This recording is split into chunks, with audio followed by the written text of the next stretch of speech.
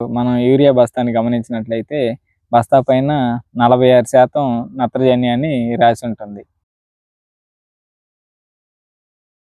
మరి బస్తాలో 46% నత్రజని ఉన్నప్పుడు మరి మిగిలినటువంటి 64% ఏమై ఉంటుంది?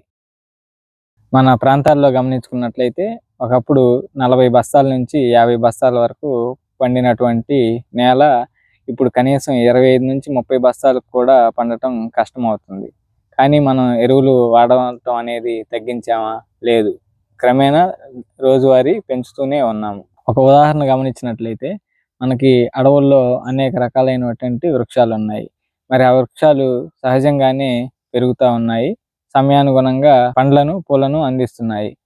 మరి అక్కడ ఎవరు నీళ్లు పోస్తున్నారు ఆ మొక్కలకి? ఆ మొక్కలకి ఎరువులు ఎవరేస్తున్నారు?